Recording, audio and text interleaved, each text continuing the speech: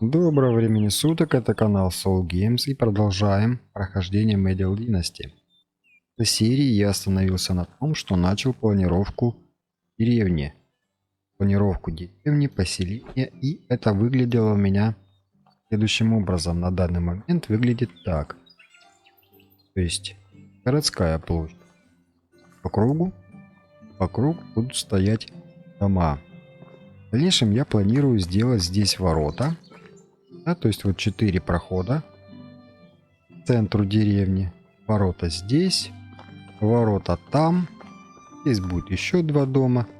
Ворота, соответственно, здесь. Как-то так. То есть я все-таки планирую... Да, мне все-таки кажется, что разработчик добавит какое-то взаимодействие с поселениями. Несет небольшую перчинку в игру. Я так думаю, мне так кажется. Вот, и эти ворота пригодятся. А если несет изменения, то это будет носить декоративный характер и придаст своего рода уют. Вот. В данный момент у меня построек и ограничился для построек. Соответственно, мне нужно повышать репутацию династии. Ну, какое повышать? Ее повышать только выполняя задания.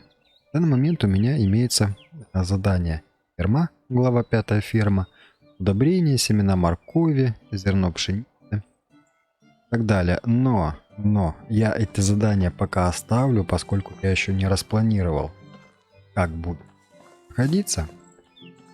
Вот, и трогать квесты я в данный момент не буду. За кадром я немножко поиграл. Начал историю Алвина, часть 1. В этой истории необходимо было Элвину, скорее всего, починить его бурдюк. То есть глава вот так начинает. Ну, чтобы починить бурдюк, нужно будет идти с Гастовии в Денику, портнихе отнести кожу. Ну, естественно, по дороге можно будет пройти от Деники, от Гастовии до Деники. Пройти, пострелять там животных, покачать навык выживания. И дальше она ремонтирует этот бурдюк, несешь обратно Элвину. И глава на этом заканчивается, и необходимо дождаться следующего дня. Вот и следующего дня дождался, и можно сбегать. Посмотреть, что он предлагает дальше. Да, кстати, пока я играл, пока я строил все постройки, все эти дома второго уровня каменные, получилось так, что ну вот как-то так вот я женился, да, втихаря. Вот. И как-то втихаря у меня потихоньку полегоньку родился сын. Только вот где сын? Куда дело ребенка? Я не понял, ты куда его спрятала? Ну, в общем, тут должен быть ребенок, да, и я назвал его Олег. То есть более-менее такое похоже русским именам. Благо сейчас есть такая возможность самому выбирать имя. Далее, на сегодняшний день у меня имеется следующее население. У меня есть лесоруб. Я нанял лесоруба, 2 охотника, 2 шахтера и водонос. То есть еда, вода и обогрев. Лесоруб занимается, помимо того, что он носит дрова, он еще приготовляет бревна. То есть основные потребности, жизненно необходимые для того населения, которое здесь есть, удовлетворены. Вода, пища и тепло. Соответственно, они мне приносят, охотники приносят еду как бы для себя, для меня. Водонос приносит воду, 2 шахтера носят камни. Лесоруб, соответственно, бревна для дальнейшей постройки, строительства. Ну, вот сейчас у меня лимит 10. Мне нужно больше. То есть нужно повышать репутацию. Посмотрим более-менее подробно по постройкам. Вкладка строительство. И здесь вот рассказано, что у нас имеется. У нас имеется дома в количестве раз, два, три, четыре штуки. Вот. Дом главного героя обозначается такой вот иконкой в виде фигурки человека или кого. Вот. И остальные дома, в которых можно посмотреть, какой налог, какое состояние в процентах и количество людей, проживающих. В данный момент там живут по мужчине и не, да, в дальнейшем у них появятся дети. Соответственно, будут еще одни работники после завершения их. Когда они станут взрослые, работоспособные, это начинается где-то 18 лет. Подождать. Так, дальше вкладки. Добыча. Травяной сарай, шалаш землекопов и колодец. Соответственно, охота и хранилище. То есть здесь все удобно разбито по вкладкам, по иконкам, да? Значит, дровяной сарай. Смотрим подробнее. Что здесь видно? Здесь на первой вкладке, вверху здесь вкладочки. В первой вкладке видно, допустим, какой инструмент нужен для работы в этом помещении, да?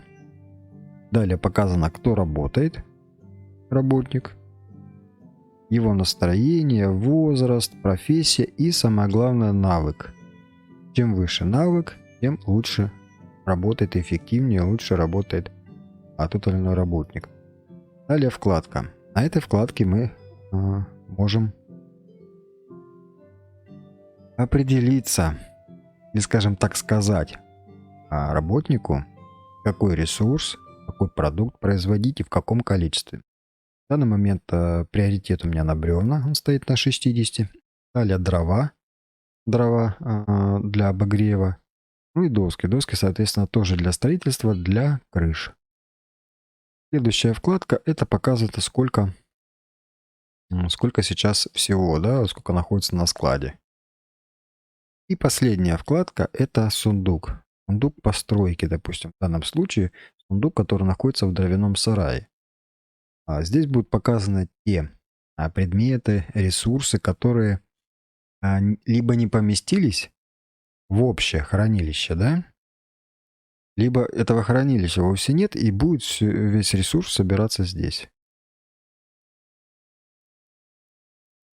Соответственно, есть у меня житница, это хранилище, где хранятся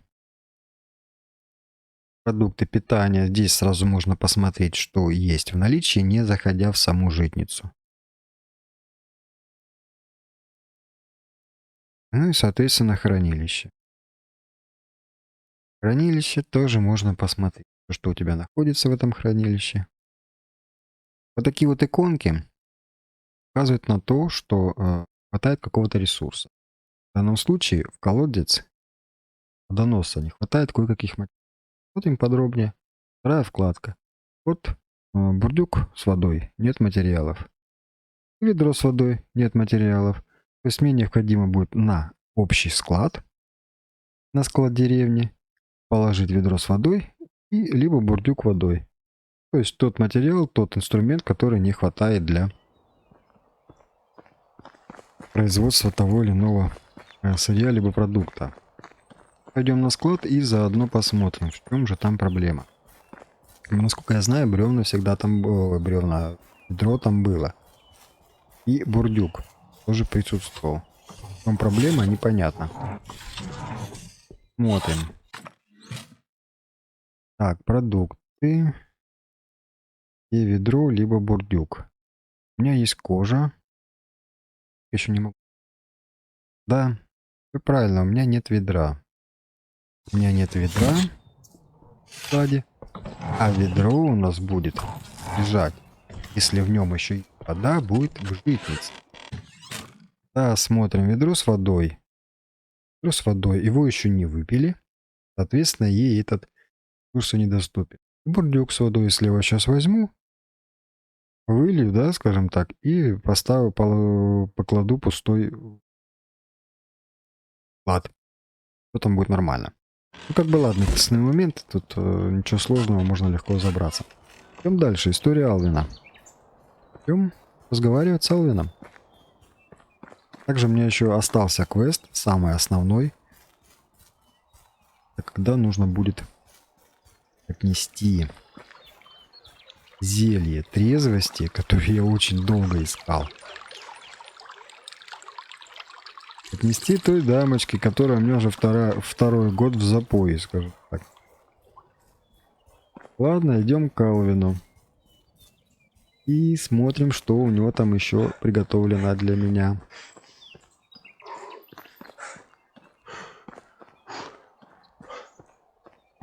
Вот такой вопрос и такая просьба для всех, кто смотрит, кто и кому нравится то, как я знаю, да, как я разговариваю. Вопрос такой. У меня микрофон, у меня с ним проблема. Проблема в том, что я не могу настроить. Микрофон Refine 680. Пишу через ABS и вот никак не могу настроить. Может быть, мне просто так кажется, что не могу. Напишите в комментариях, так это, не так, нормально ли мне звучит. Может быть, мне нужно что-то добавить, какой-то плагин. Это где-то поднастроить. В общем, пишите. Идем к Стовию Калвину. Заяц. Заяц.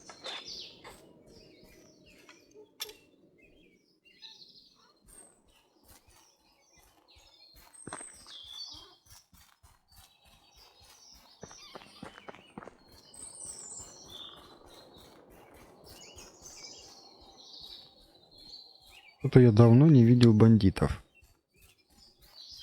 Куда пропали те товарищи? Я ни лагерей не вижу. Уже сколько сезонов прошло. Может быть, не там, конечно, ищу. Ягоды.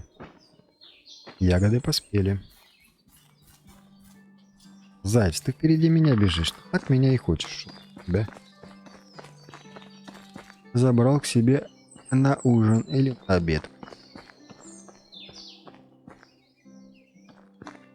В глине здесь стоят либо лопаты. Их сейчас нет.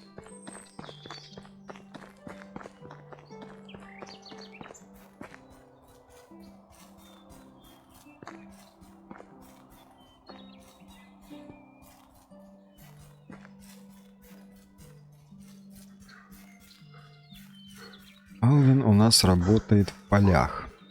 Соответственно, и искать его надо будет в полях. Ага, а он в полях нет. Он что-то сегодня выходной, что ли, или отгул у него?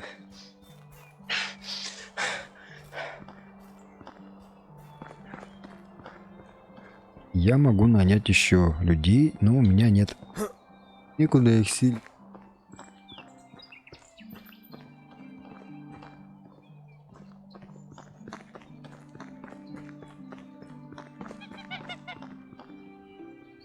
Где наш друг Алвин?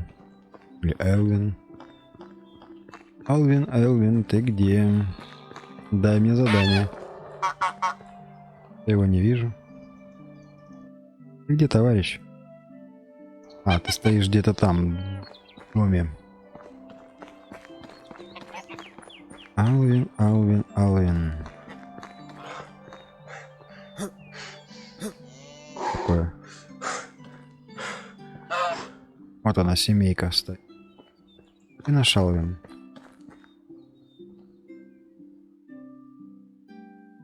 Я до него не дошел, он где-то в самом начале был.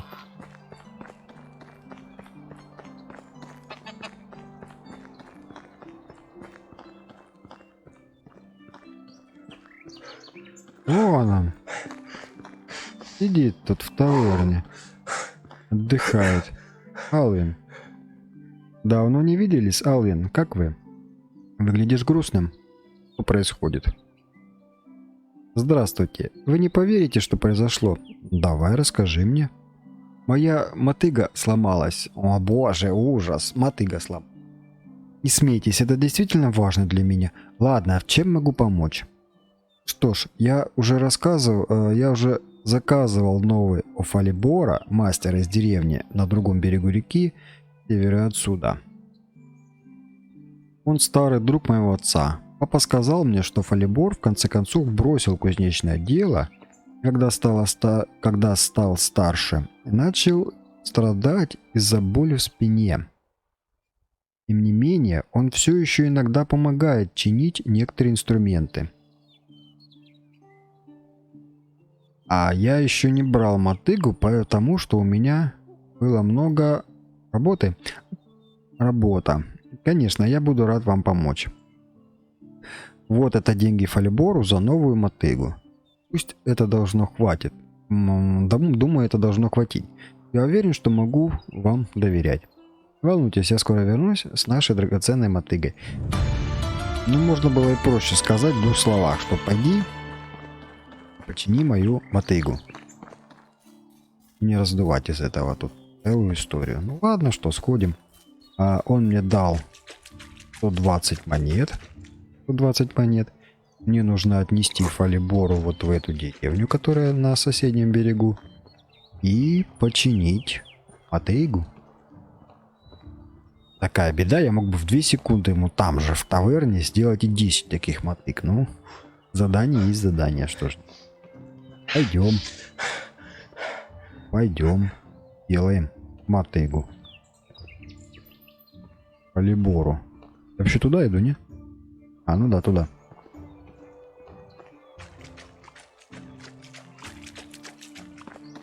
Нет, в любом случае, мне нужно будет репутацию поднимать, поэтому придется выполнять квесты хоть. Где этот Фалибор? У вас тут что, еще планерка? О, как я сразу тебя нашел. Здравствуйте, Алвин послал меня забрать заказанную мотыгу. Добро пожаловать. Нет, он просто очень занят, и я предлагаю, что с ним случилось что-то плохое. А судя по тому, что он должен был послать кого-то своего имени. Работа? Работа, он занят работой, правильно, я ему помогаю. Эх, мальчик, он способный, но он берет на себя все семейные обязанности в одиночку. Он не может увидеть то, насколько сильно он себя ограничивает. Он еще молод и мог бы сделать гораздо больше, чем просто работать в поле изо дня в день. Так что же я не единственный, кто это замечает? Если вы дружите, возможно, вам удастся вразумить его. Сделаю все, что смогу. Сколько вы хотите за его мотыгу? Для Алвина это 90 монет. Спасибо, тогда я вернусь к нему. Подождите, еще кое-что. Один охотник ищет покупателей для своих луков. Вам интересно? Не сейчас, но я буду иметь это в виду. Еще раз спасибо за мотыгу. Ага, значит, он отдал мне мотыгу, и мне нужно отнести ее. А, так это еще и медная мотыга. Ну, я бы медную мотыгу не сделал бы сейчас. По крайней мере, сейчас. А теперь эту мотыгу нужно отнести обратно Алвину. Он сидит там, бухает, не мог бы 2 минуты проскочить туда и обратно. А тут, на ту сторону. Через реку-то пройти. Заодно помылся бы. Бани-то у вас нету? Я там баню у вас не видел. Есть только тазики, но в тазиках особо не намоешься. Зимой-то без горячей воды.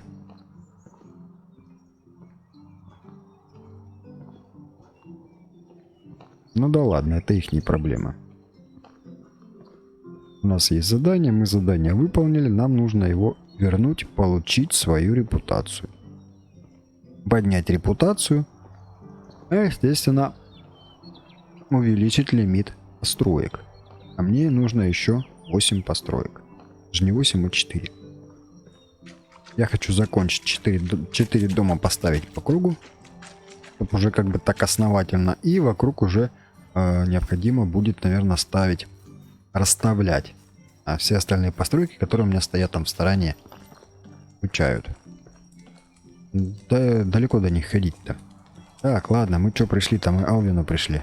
Ой, как у вас тут светло, как у вас тут уютно, как у вас тут романтично. Ладно. Элвин. Смотри, я тебя потерял. Вот он. Вот и я. Держите вашу мотыгу. Здравствуйте. Спасибо. Вам хватило монет? Да, Фалибор вам продал это даже дешевле. Я дам вам 30 монет. О, это очень мило с его стороны. Возьмите монетку. Вы мне неоднократно помогали. Вы это заслужили, дружище. Мы немного поговорили. Он упомянул, что какой-то знакомый охотник ищет покупателей для своих луков. И вы говорили с Фалибором? Что у него нового? В самом деле? Вам интересно? Я не знаю, я даже из лука никогда не стрелял. Думаю, у меня все равно не получится. Лучше попытаться. Ничего не делать. Вы так не думаете? У вас совершенно другой подход к жизни. Неужели у меня? Нежели у меня. Но может вы и правы. Я должен обдумать это. Ладно, тогда я оставлю вас наедине с вашими мыслями. Увидимся в следующий раз. Так, и чего? Мне нужно дождаться следующего сезона. Но мне интересно, что у меня там с репутацией-то. Ага. Ни о чем, как говорится. Пилоха. Так, мне нужно дождаться следующего дня. А где я его буду дожидаться? Я, наверное, дожидаться не буду. Мне нужно... продолжим, наверное. Туториалы оставим. Глава ферма. Так, а где же глава истории Юнигоста? Доставить Кеслер. Зелье трезвости. Это зелье трезвости. Ну, отслеживаем квест, отслеживаем. Он как бы основной, он как бы главный, я думаю. Так, подожди. Так, а как мне его отследить? Выбор категории вкладки. Не понял. Вот, все правильно. История Юнигоста. Доставить. Кеслер. Не могу никак выговорить. Кеслер. Короче, Карлсон. Доставить ему зелье трезвости. Ну, сделаем... Чего сделаем? Наверное, пойдем домой? Заберем это зелье трезвости. И с утра со свежими силами позавтракаем и вперед. Вперед, Кеслер, то он уже у меня там, ну, как бы 2 сезона сидит, никак протрезветь не может. Как-то жалко ее, наверное. Это так не будет. Да ладно.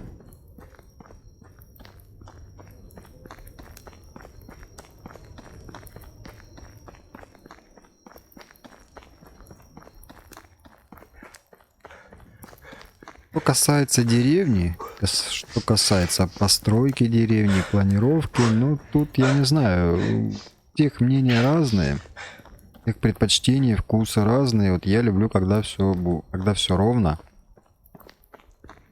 когда все в струночку, перпендикулярно, параллельно. А боюсь, в этой игре особо не получается. Так сделать я хоть и стараюсь сделать в своем вкусе, как мне нравится. Буду все-таки добивать это все. Я даже специально взял листик в клеточку. Давай чертить, расчертить. Кому интересно, покажу потом. То есть там получается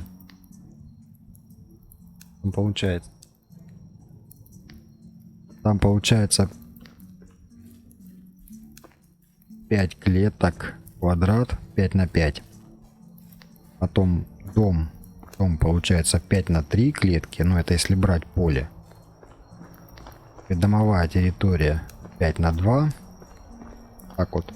Посидел и расчертил, потому что первый раз я пробовал. Край дома не помещался, симметрия сбилась и пришлось все переделать, перестраивать. Реально домом постройка планировалась там, где и сейчас стоят производственные здания, скажем. Еще один немаловажный момент, когда строишь на ровной поверхности, ну, почти на ровной, близкой к идеальной,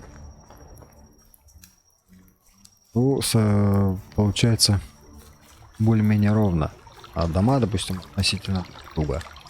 Да, это бугор. Какой-то или возвышенность, холм. А второй дом стоит на ровной поверхности, то получается совсем айс. Скажем так. Получается кривовато. Хочешь ты, не хочешь. Вот отлично я, вот если было бы возможность написать разработчикам, и если бы они бы прислушивались к мнениям, то я бы написал, что ребята, сделайте терраформинг. Делайте вид сверху, чтобы можно было по квадратам прямо расчертить, а потом спуститься, и вот оно все красиво, замечательно, все улыбаются.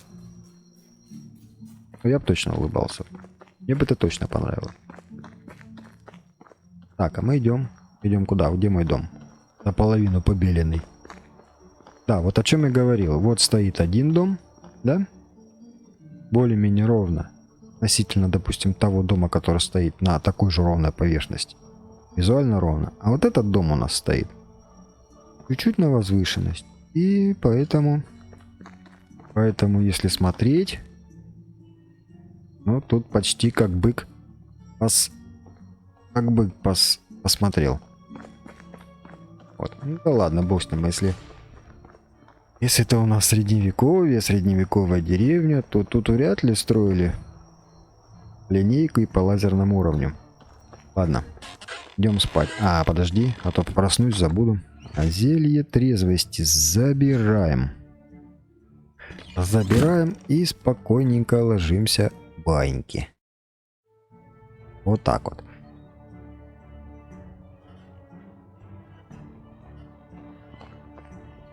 Вот, жена, ты достала сын. Ты достала сын. А там какой? А там как... Слушай, а че он черный? Почему он черный?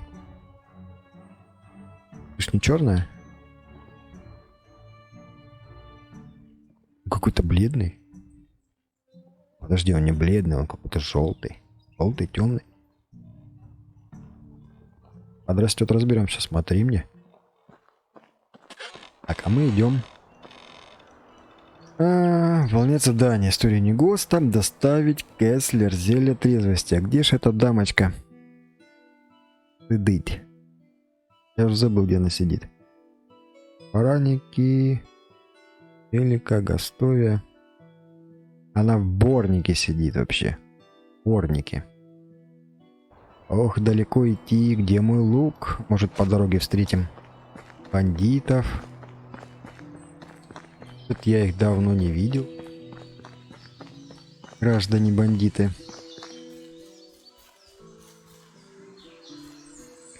Ну, по ходу дела можно заняться охотой, чтобы зря не ходить.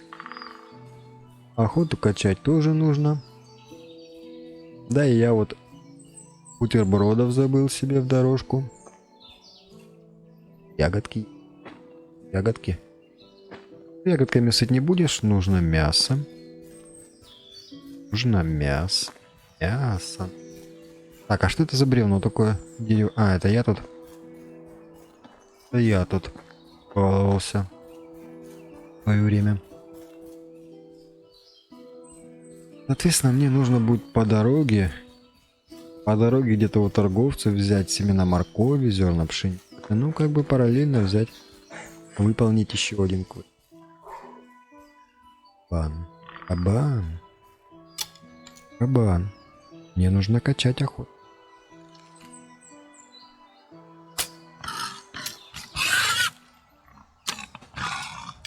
Ага, в бочину. Почему ты убегаешь? Ты видишь, что у меня лук, да, и поэтому надо убегать. А если бы я был бы копьем? Где? Ты где? Ты где? Ты так думал, просто от меня уйдешь?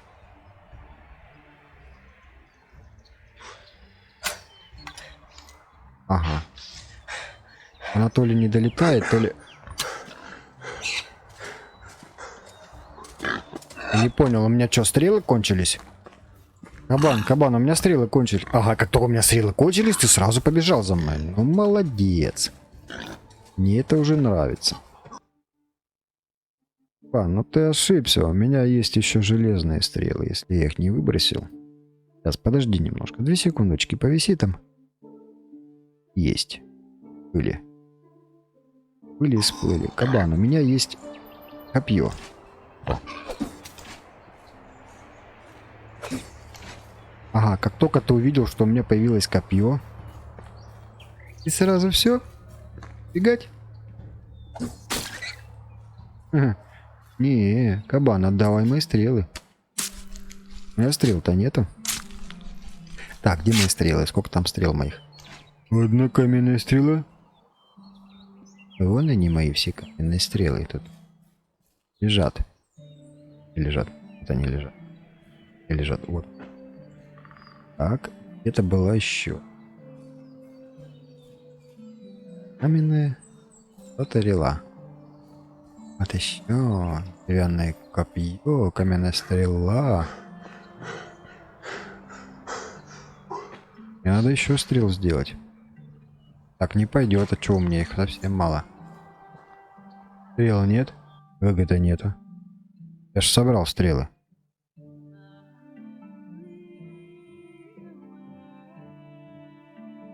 Да. Да, это не есть хорошо. Ладно, пойдем с копьем. Ну, сейчас все кабаны будут мои.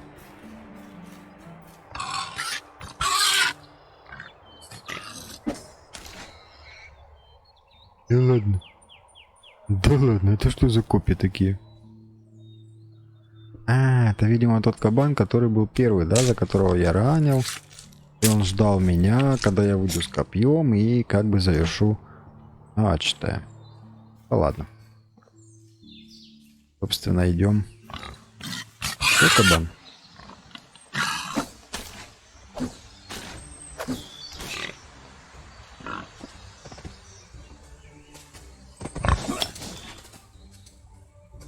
Бан, что-то тебя так заносит. Ух ты, ну так уже повеселее стало. Подожди, будет нож. А у меня чего, ножа нету, что ли? Это не проблема. Сейчас мы быстренько соорудим себе. Вообще не проблема.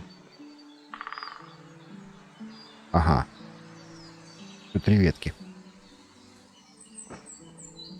Как это так? Добро будет пропадать. Кабан. Кабан будет пропадать. Так не пойдет.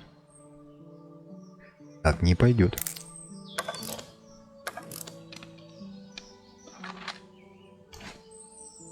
Вот. Теперь другое дело. Будем свежевать кабана. В принципе, копья тоже нормально работает. Только нужно будет взять... Немножко добавить бревен. А сделать еще копий. Но чтобы сделать копию, нужно будет бревна. Вот. Так. Бревна, бревна. Вот те раз. А что здесь за копья лежат? Мы еще сделаем. 4 копья, лишь бы перегруза не было.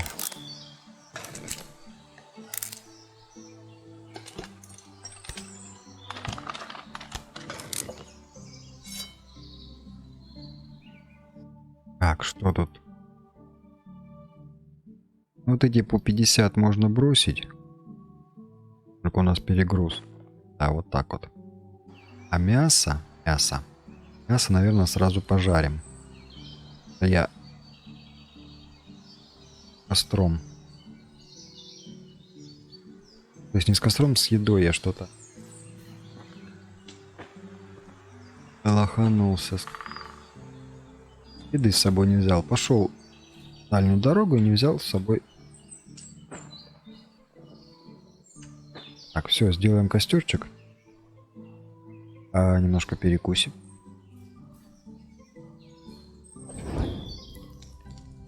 И готовим 34 куска. Это можно вокруг карты ходить кругами.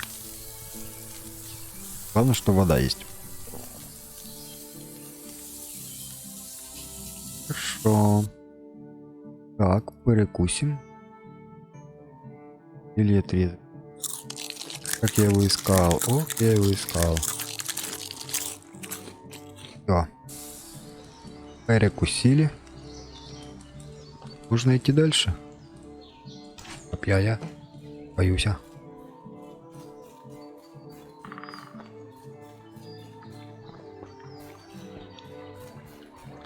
Зубр. Зубр, я с тобой еще не дружу.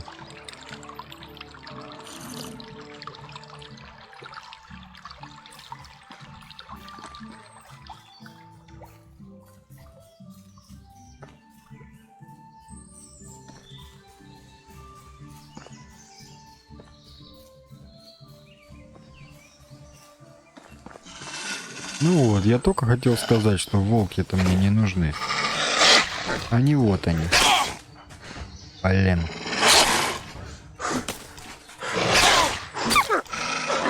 Волки, волки, волки, волки.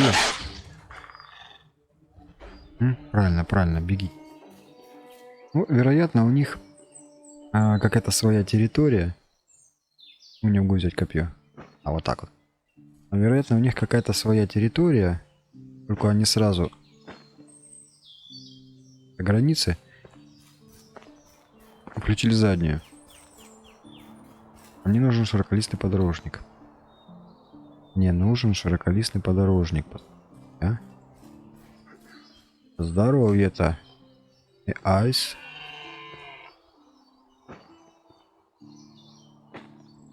Волки-то меня потрепали. Немножко. Да, надо это дело восполнить. Хром, хром, хром, хром, хром. Ну, худо-бедно 72%. Ладно. Хорошо, идем дальше. Это еще далековато. А почему я не вижу бандитов, а? Так, стоп. Олень, ты что тут каешься-то? Подножку хотел мне сделать.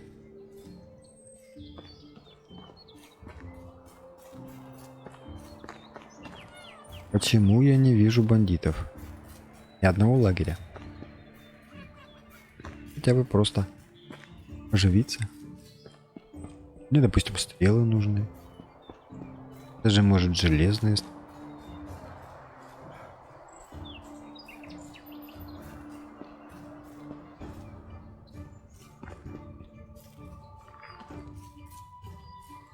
Кстати, почему я начал стройку именно в лесу, там, где много деревьев? И по одной причине.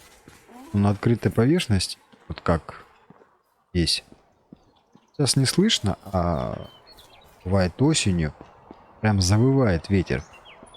Вот как сейчас, если слышно. Честно говоря, мне это напрягало, поэтому я посчитал более правильным себя лично. Да и более уютно. А поселение находится в чаще, да, в лесной.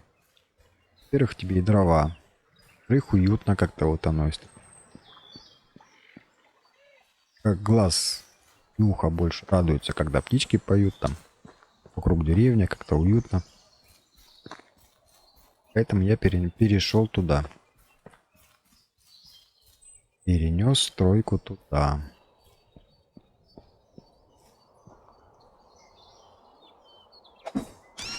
Заяц. Бедный кролик. Ну извини, кролик, мне нужно охоту качать. Вот такой себе симпатичный. Прям няшный. Так, а что-то ни сундука ни одного не вижу. Что за дела такие? И сундуки все.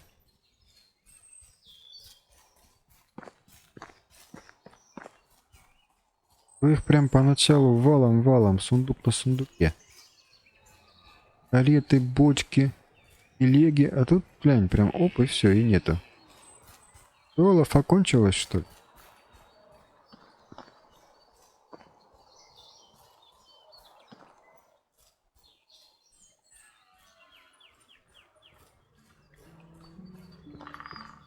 Мне прям кажется, что где-то здесь должны быть...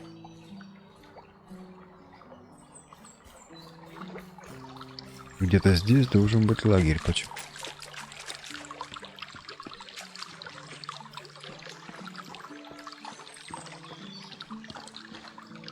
Да не бойся. Будет быстро и не больно. Ну, вот как бы такое место для лагеря прям идеальное. Ай, нету.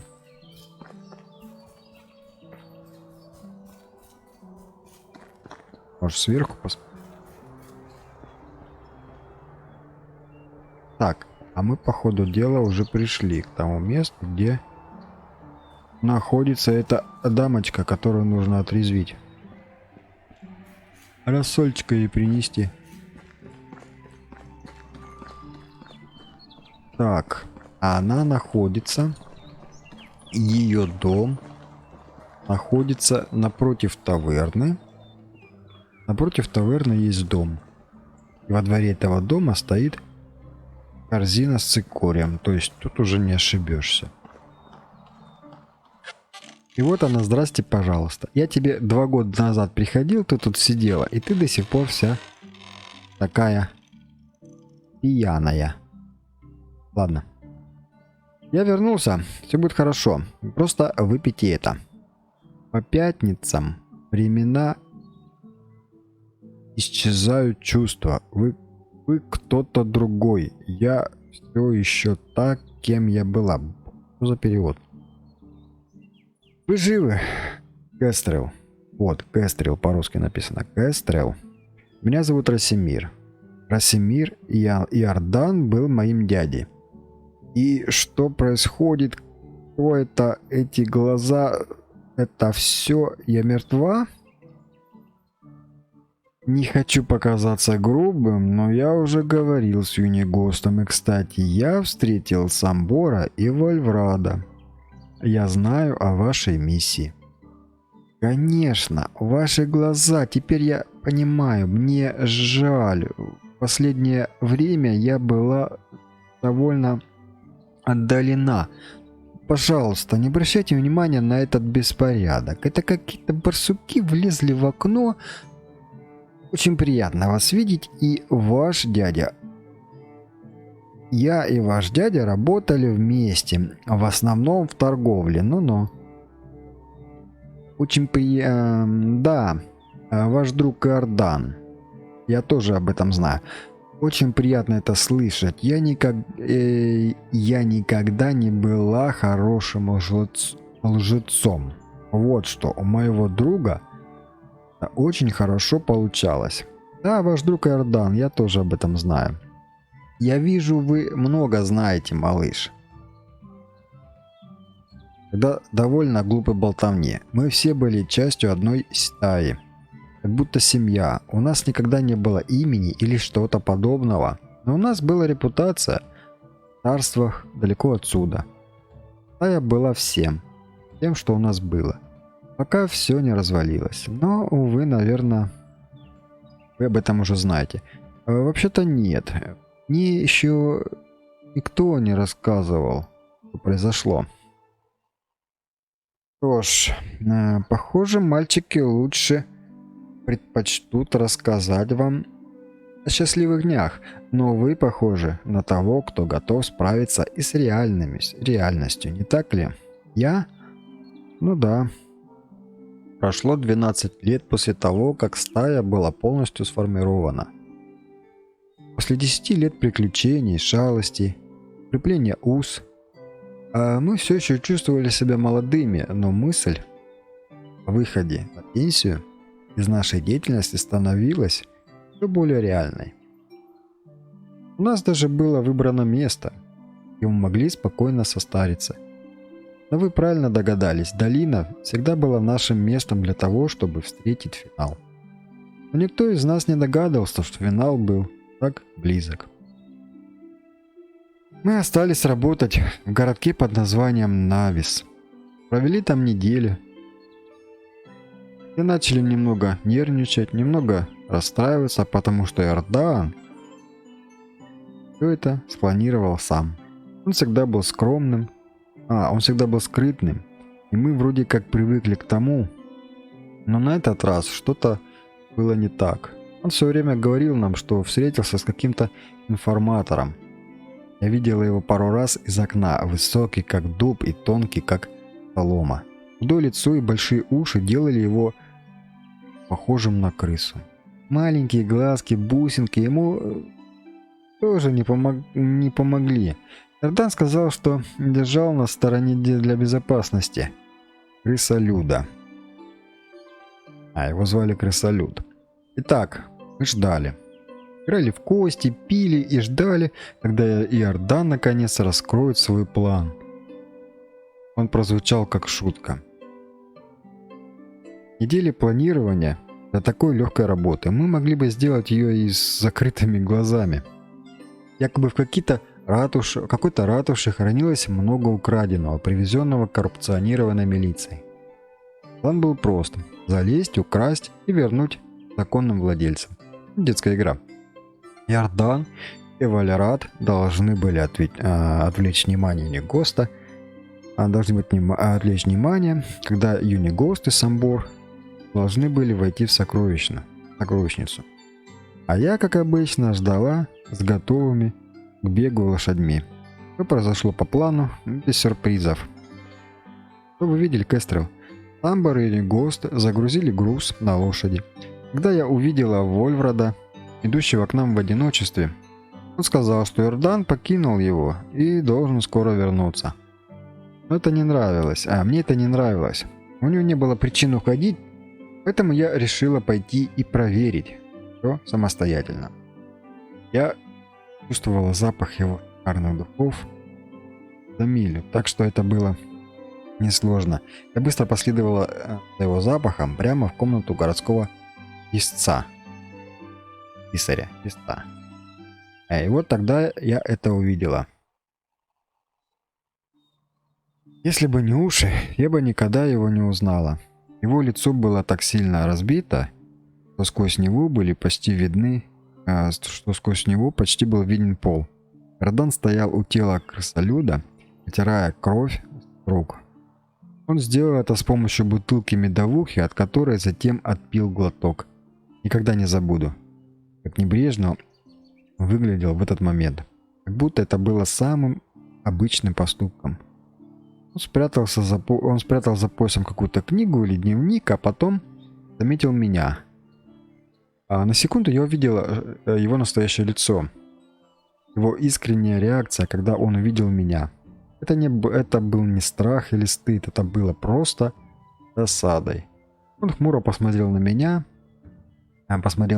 за то, что я разрушил его план, и не подчинилась. Эту искреннюю реакцию даже не мог контролировать. И вот так его лицо полностью изменилось. Он был потрясен, испуган, внезапно запыхался. Может быть, даже слеза блеснула в его глазах. Он схватил меня за руку и сказал, что нам нужно бежать, что мы не в безопасности. Что он объяснит, и так мы побежали к нашим братьям по оружию, сели на лошади и убежали. Я рассказала всем о том, что видела. Иордан нарушил самые священные правила, даже его собственное правило. Он пытался объяснить все это, что мы слышали, а было все больше и больше похоже на ложь. Доверие было подорвано. Мы разговаривали и ругались всю ночь. На рассвете Вольфрад ушел первым. Мы всегда относились к нему как к нашему младшему брату, который доставил себя отправиться в путешествие. В тот момент он был самым зрелым из нас. Было ясно, что судьба стаи подошла к концу.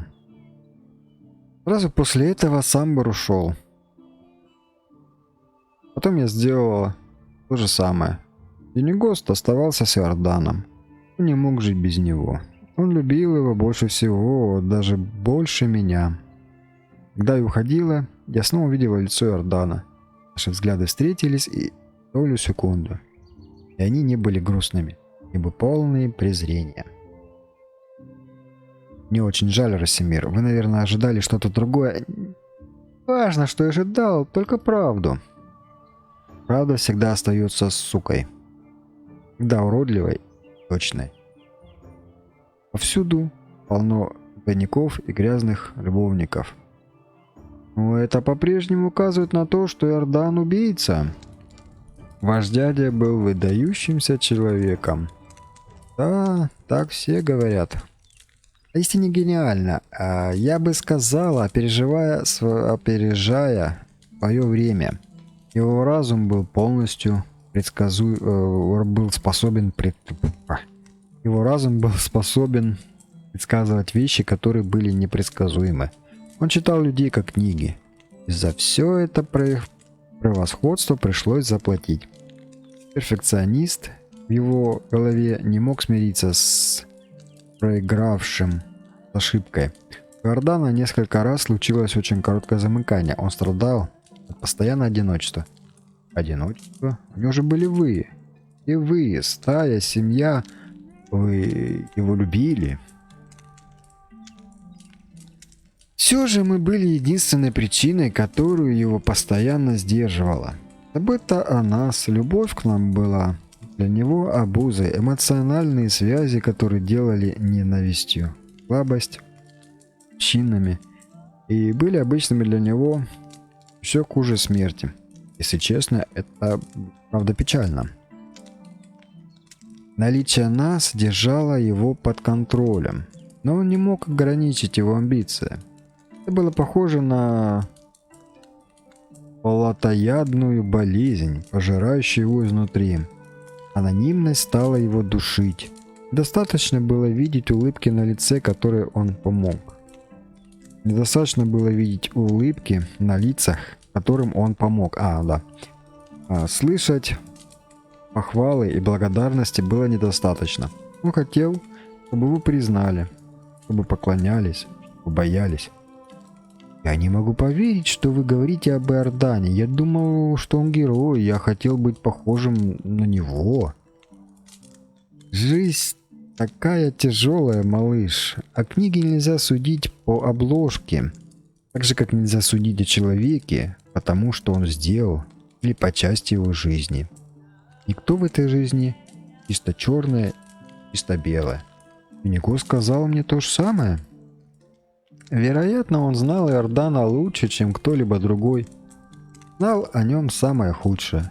Но тем не менее, он был ему братом. Он не мог причинить ему вреда.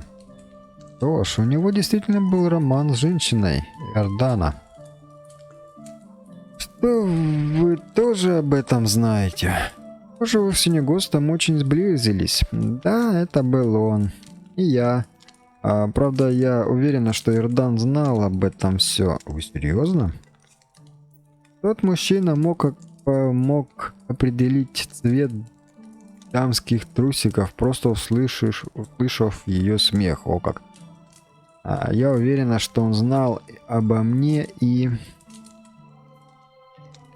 Возможно, он мог измениться. Возможно, если бы ребенка не было, мне очень жаль, я не хотел... Размышления об этом мучили меня по ночам. У меня было несколько гипотез. Но больше всего я склоняюсь к самому простому ответу. Ему было все равно. Он не любил меня так сильно, бы хотеть, чтобы я полностью принадлежала ему одному. Но он хотел, чтобы мы были счастливы, поэтому не вмешивался. Я уверена, что ему было забавно наблюдать, как мы барахтались в своей лжи, словно за игрой детей в мужскую игру. Если бы ребенок не родился мертвым, сожалеть, это то, что случилось. Может быть, он и был поэтому счастлив. По крайней мере, так казалось. Не хотел меня слышать, когда я говорила, что это могла быть девочка. Он хотел мальчика, маленького Иордана, чтобы составить ему компанию. Но это бы не сработало. По крайней мере, не в этот.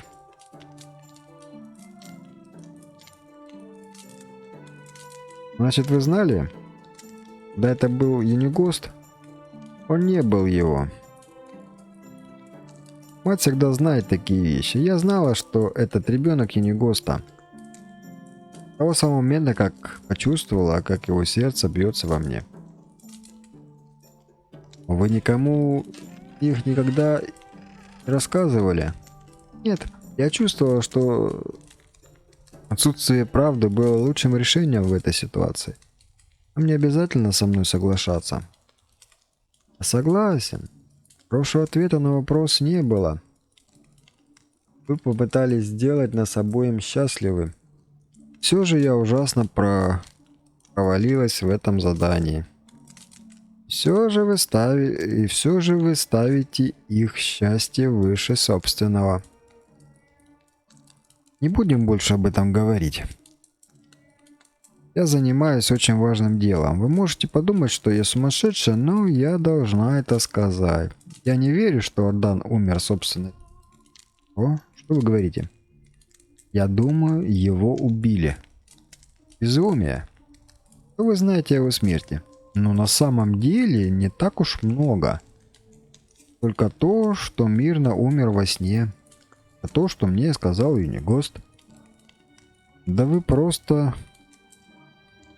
предположили, что это произошло из-за болезни или старости, верно? Нет, просто я имею в виду, я думаю, да. И это то, что меня не волнует. Я знала Иордана. Он всегда был в отличной форме. На самом деле мы встретились за несколько дней до его смерти. Он хотел остановить связь. Он был счастлив. Для меня было очевидно, что он что-то замышляет. И это было не для того, чтобы умереть в своей постели. У него не было никаких проблем со здоровьем, но враги... Те наверняка были в излишках. Я не могу в это поверить, звучит неправдоподобно. Мне удалось выяснить местоположение медика, который осматривал тело Эрдана. Кто решил сжечь труп в тот же день. То тоже кажется странным. Вы с ним не разговаривали? Нет, я хотела, но мои демоны настигли меня. Вы рассказывали кому-нибудь из стаи о своих предположениях? Нет? Это может показаться грубым, но они тоже подозреваемые. Подозреваемые? Должны были... Вы же были семьей. Я действительно не верю, что они это сделали. Я очень надеюсь на это, но на данный момент мы ничего не можем исключить. Что вы не можете им ни о чем рассказать. Нет, пока мы не узнаем что-то весомое. Здесь я отомстила. А здесь я отметила на вашей карте местоположение дома медика. Я не знаю точное место, вам придется его найти. Говорите с ним и доложите мне. Готовы? Конечно. Я вернусь. О боже. Боже, боже, боже, как это? Как это с переводом у них, конечно, тяжело. Так, значит, что мне нужно? Мне нужно говорить Доувер. Доувер это, вероятно, тот медик, медработник, и я сейчас как раз туда направляюсь, да? Вероятно, нужно поставить сюда метку. Видите, метку маршрута. Вот куда-то сюда мне нужно идти. В темноте, мне кажется, не вариант тут лазить. Ладно, попробуем. Вот такая получается история. Предположительно, Иордана Подожди, не Иордана, Госта убили, предположительно. А куда я полез? Куда я полез?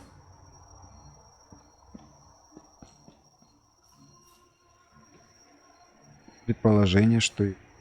Так, куда ж ты падаешь?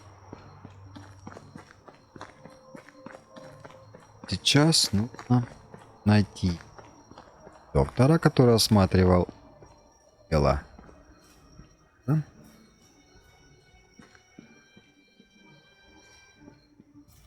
Я правильно говорю, не Госта или Иордана?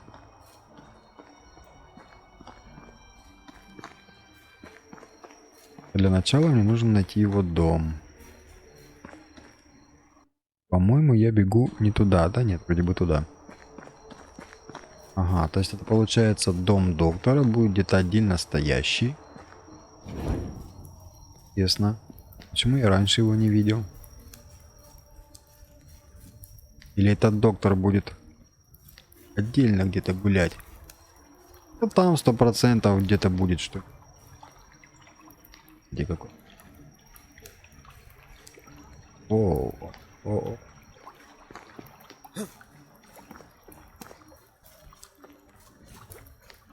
Наверное, как обычно, вокруг доктора будешь полка. Сейчас надо будет его спасти. Либо что-то ему принести. Он тогда расскажет.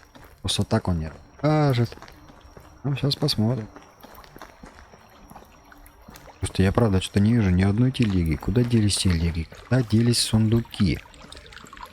Что за дела?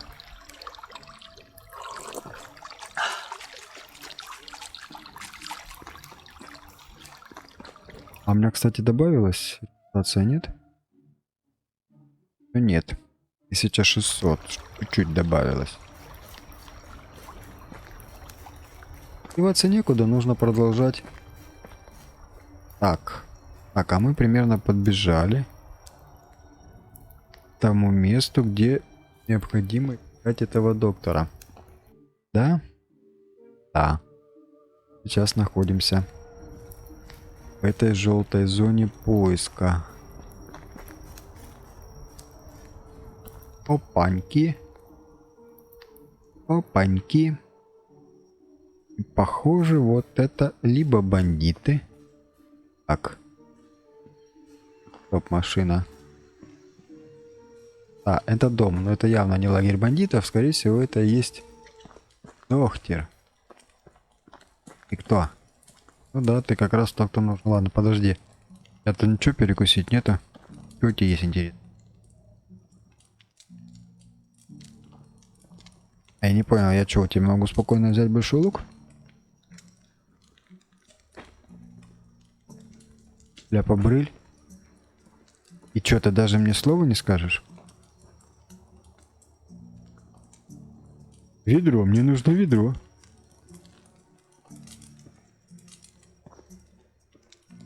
Слушай, доктор, ты как-то... Я тебе подошел, взял у тебя лук. А стрел тут нигде не валяется, а? Просто такой сегодня добрый. Ладно, что он нам скажет? Здравствуйте, я ищу медика. Это вы? Кто идиот? Я сказал медик. Что?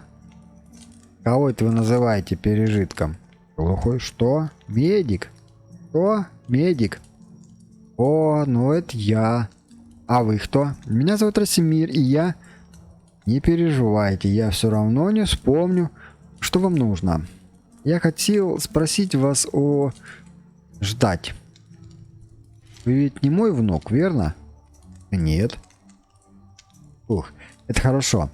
Я уже начал переживать. А хорошо, что у меня никогда не было детей. Так, а мне показалось, или там кто-то ходит? Кто это? А, это лось. Это лось, да? Я думал, человек ходит. Если вы нет, то как я могу? Неважно, это о Иордане. Вы помните Иордана? Конечно, он был умершим кастельяном. Большое горе, он был одним из лучших. Мне сказали, что вы видели его тело. Кто вам это сказал? Я ничего не видел, уходите. Пожалуйста, мне очень важно знать, как он умер. Это произошло много лет назад. Я не помню, я стар, вы знаете... Да, я вам никогда и не следовало спрашивать о таких вещах. Но мне нужно знать правду. И вы единственный, кто может мне в этом помочь. Почему? Потому что у меня нет никаких потенциальных клиентов, кроме этого. Почему вам так необходимо знать? Я его племянник. Я приехал в долину после того, как потерял своих родителей на войне, находясь в его поисках. Он был моим единственным родственником. Слушай, малыш, лучше бы тебе прекратить это. Серьезно.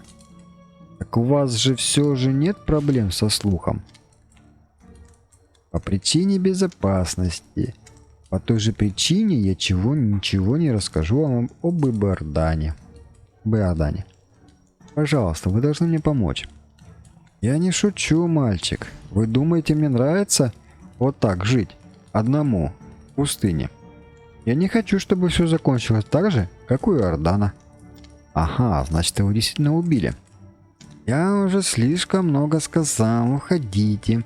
Пожалуйста, нет, я умоляю вас, я сделаю все возможное, чтобы вы выяснить, кто это сделал. Я действительно не могу, малыш.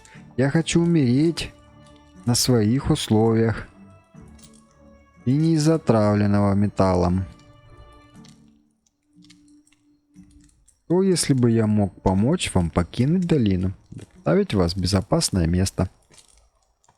Не знаю. Это мой дом, и вы живете в лесу, боясь за свою жизнь. Не лучший способ провести последние дни. Согласны? Ай, будь ты проклят. Молодец, разумный. Хорошо, если вы доставите мне лошадь и немного припасов, тогда я расскажу вам то, что знаю. Замечательно. Займусь этим. Мне также понадобится кто-нибудь, кто будет сопровождать меня в дороге. Даже если они не найдут меня, на пути все равно будут бандиты и дикие звери. Хорошо, я найду кого-нибудь, кто защитит вас во время путешествия. Я тоже хочу жену. Забудьте. Я вернусь. Стоило попробовать. Так, у меня поднялась репутация. Сейчас, одну минутку. И... Так, 1600, ну, наверное, будет до 2000 нужно поднять репутацию. Так, что нужно? Что нужно этому товарищу? Слушайте, у него стрел нету. Ветки. Камень. Деревянная ложка. Доска. И чё у нее нету?